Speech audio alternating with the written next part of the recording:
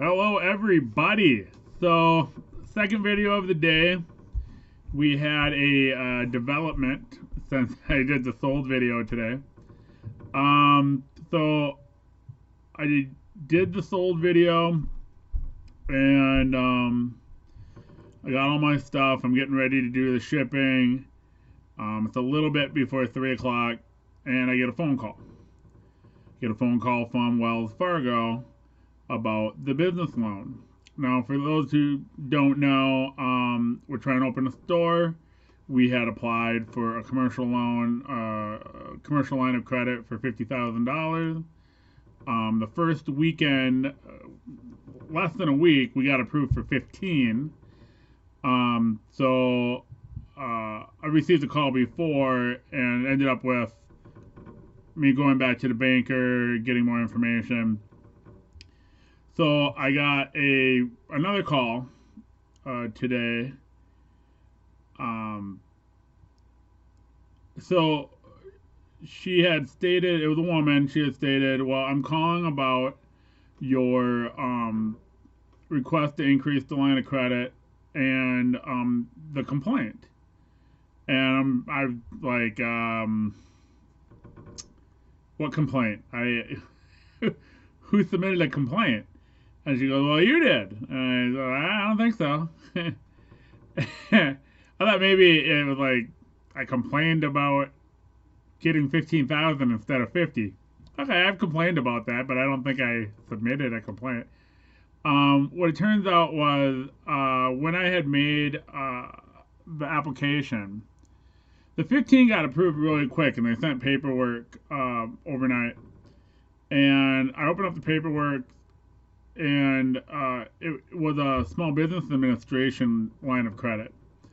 And we didn't apply for that. And I had asked the guy who called, he was like, is it normal for us to apply for a commercial loan and then have it switched over to an SBA loan and then you don't tell the customer about that? Because SBA loans are more expensive. They're just higher interest. No, I don't care. That's why it's not a complaint. I'll take, I don't care about a point or two. 2 points isn't going to stop me from getting a loan. So I just thought it was a little weird. It's like, ordering a Coke and then bringing you a fruit punch and walking away. You would ask a question like, like, oh, we're out of Coke. Okay. But you might want to let me know.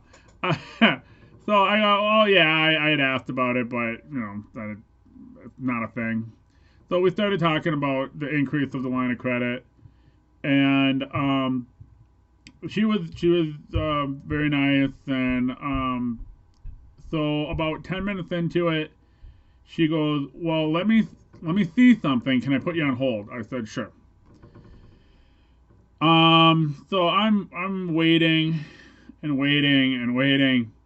And about 20 minutes into the hold, I'm like, okay, I'm going to put my phone on speaker and then work on my shipping while I'm on hold. I mean, I might as well get some work done, right? So I'm doing shipping, da-da-da, and all of a sudden I hear a man's voice, and it scared the crap out of me because I forgot I was on hold. Because now we're 45 minutes into being on hold. I completely forgot that the phone was on. There's a little tiny bit of music, but I wasn't paying attention to it. So I kind of jumped, like, oh yeah, I'm still on that call. So I run over, and there's a man on the phone, and he goes, so what letter are you calling about? And I go, I'm not calling about a letter. I was talking to someone from Wells Fargo that called me. She put me on hold, and now you're here. He goes, oh, well, what's the business name? What's your social? What's your, all the stuff. I give him all that stuff. And he goes, so the letter you got? And I go, no, there's no letter. I mean, I'm sure there are letters in the world, but that's not what this phone call is about. And I tell him I was on the phone with a woman who called me about my business line, a business loan I applied for, and she put me on hold. And now you're here. And he starts talking. I'm hard of hearing, so he's talking really fast. And I go, sir, can we stop and just figure this out? And he keeps talking. I go, sir, can we just stop for a minute and discuss this? And he's talking, and I have no idea what he's saying because he's one of those super fast talkers, and that's really bad when you're hard of hearing. Um, so, and then he puts me on hold. Doesn't recognize that I even exist at this point. So I'm like, okay, I still would like to, if I can resolve this. Now, let me backtrack a little bit. Um, Within the first 5 minutes of the first phone call, I had asked the woman. I said, "Is the increase in the line something that you can handle, or should I just go back to my banker and funnel it through him?" And she goes, "Oh, no, no, no, I can help, and we can talk about it and figure it out." I go, "Okay, so it's opportunity to maybe get it resolved." So, all right, fast forward back to this guy. I'm on hold again, and I'm just like, that was surreal. Like, it was the worst customer service. Well, I've had really bad customer service, like on purpose, but this guy just I don't know. It was bad. So I'm like, all right. So I go back to shipping, and I have it on. I'm still on hold, and I'm well over an hour now on this phone call, and so I start going, well, what do I do? So I go, you know what? I got the phone number on my cell phone. Let me call him back. Because I had her call the landline when she called me on my cell phone because it's just, I can hear better on the landline. So I call with my cell phone and I go, hey, I've been on hold for over an hour. I don't know if this lady's coming back. And I talked to him about the guy. And, and he goes, oh, okay. And so I have to repeat the entire situation and story to him. And he goes, we're just kind of the middlemen here. Why don't I send you to the underwriter? And I go, okay, cool. So he goes, but, he had heard my story. So he said, well, I will explain the story to the banker. And then that way you don't have to repeat the story. And I really appreciated that because you get these people and they're cold and you got to repeat the whole story again and they don't really ever believe you for whatever reason. There's this habit of banking, financial service, customer service, and you tell them something and they instantly just go, he's lying, he's leaving stuff out. So you have to convince them that what you're saying is accurate. So I really appreciate it. So like him telling the other banker, here's the situation, they're immediately going to believe that team member. Whereas with me, I got to convince them of everything. I have to convince them of the situation. So I get on with the underwriter. We talk about it for a little bit, maybe 5-10 minutes. And finally he goes, okay, so that phone call that you're on hold, you can turn that off now. I go, okay. I look at it, 94 minutes, 93 minutes I've been on hold. So I hang up on the landline and I talk to the person. About 10 minutes into it, he goes, I'm going to send you to the SBA banker because SBA banker knows more about this product. Okay. I mean, this is person number 5 in this phone call. I talked to that person and I said, did they tell you what the situation was? She goes, no. I'm like, great. So I go, okay, I don't even know how to explain it because do I explain the series of events in this phone call? It's not really what she's here for. do I talk about the issue at hand? I don't even know what the phone call is about at this point. I'm completely lost. So I said, okay, well, what happened was I applied for a business loan, and she goes, oh, okay, I got the paperwork in front of me. I go, okay. and, and she goes, what did she say? Something like, I can't remember what she said. She said something unrelated to any topic that I had discussed. And I said, no, man, that's not what we're talking about. I said, do you not want to hear the background? She goes, yeah, I do, but I got all the documentation in front of me. And she said something else that was unrelated, and I said, ma'am, I've been on hold for well over an hour and a half. You're the fifth person I've talked to. And we're coming up on 2 hours. And she goes, oh, and then she stopped in a track, and then, I was able to explain what's happened. So I talked to her for a while. She had stated, she again they keep going back to, you've only been in business 2 months. And I'm like, that's just not true. I filed the DBA 2 months ago. Those are two different things. And yeah, I use tax returns and other things to demonstrate I've been doing business longer. And so finally I convinced her of that. And then she goes, oh, well, then they looked at your credit and you don't have any credit. And I go, well, that's not true. And she goes, oh, do you have a credit card? I go, yeah. And have you had it longer than 2 years? Yeah. Do you have a car loan? Yeah. I'm like, you just made that up because you're telling me I have no credit history. That's just not true. I didn't say that to her, but I'm just going, this is just weird. And then finally, she said the biggest problem, which I assumed would be the biggest problem, but never been brought up until this phone call, was I have not made very much money in the past 5 years. I was doing this 15, 20 hours a week while raising my daughter. So I've been doing it for a long time calendar-wise, but in terms of hours a week, I mean, it's still very low. And so I go, okay, well, that I can understand because that's what I originally thought the issue was going to be in terms of getting financing. And she goes, well, sir, I think I think the final conclusion is you need to go talk to your banker and funnel everything through him.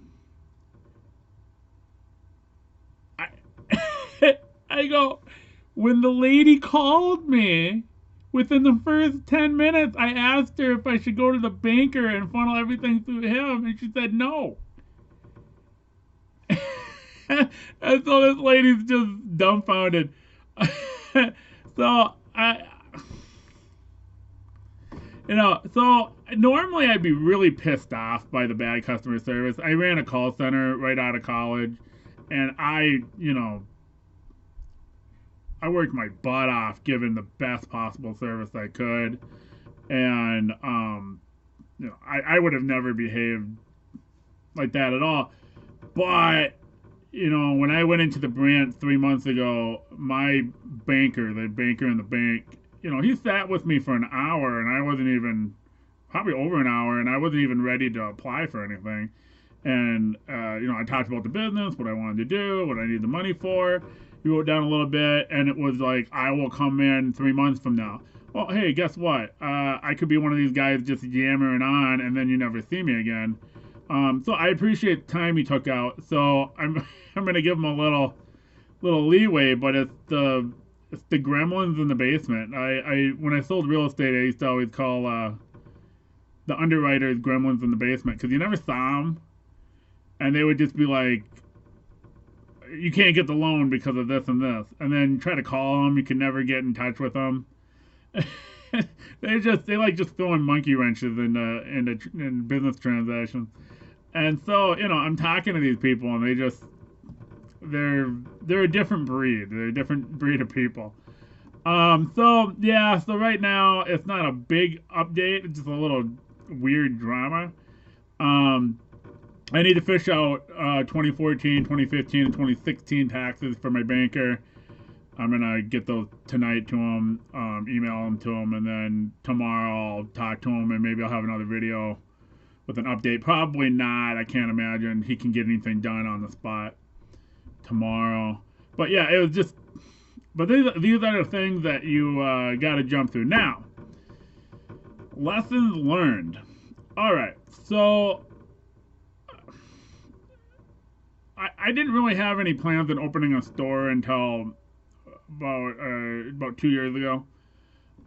So but if you do now, or you think maybe you would, and you're just doing stuff on eBay, or you're just doing stuff on Facebook, or offer up or whatever, and you think you might want to turn it into a real business where you may need financing to expand or do something bigger in the future, I would suggest filing your DBA with your state immediately.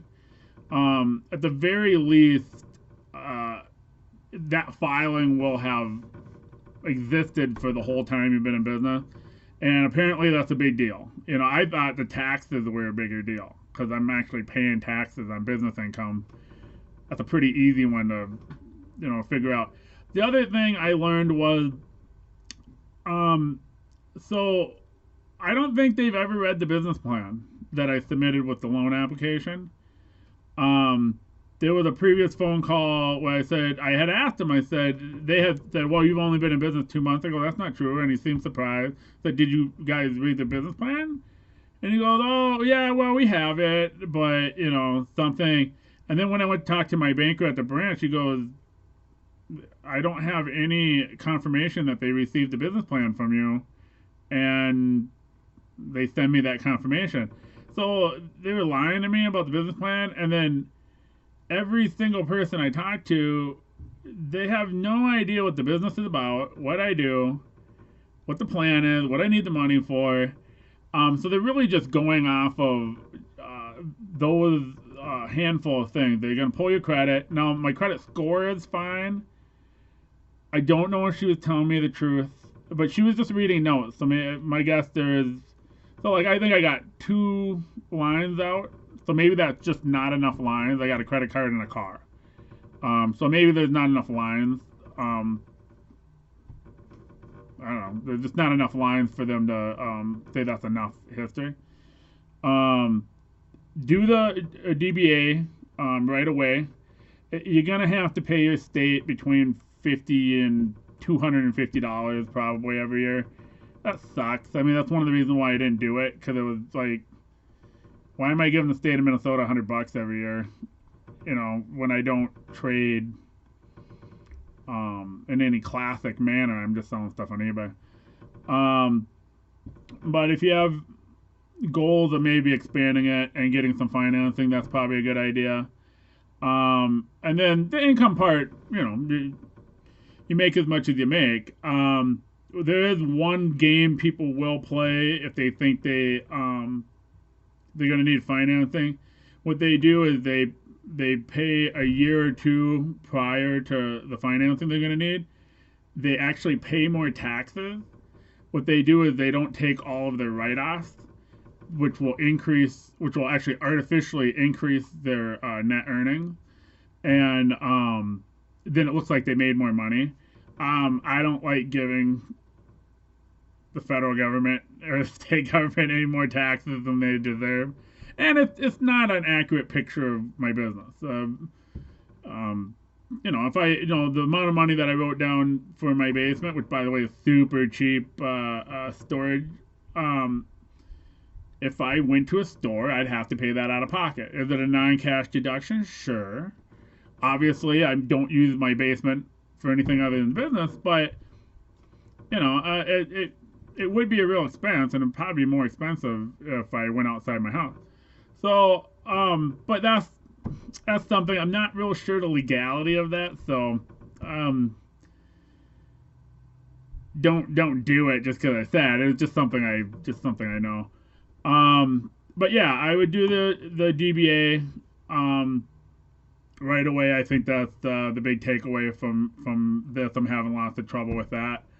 I'm gonna go to my banker, get all the information he needs, and to be continued as far as what we're gonna do. It might be another product, so there might be another product to put in addition to the line of credit, and I'll be raising a little bit of money from family and friends. So Yeah. So thanks for watching. I'll let you know next time I have an update on the financing for the store. Have a good day, everybody.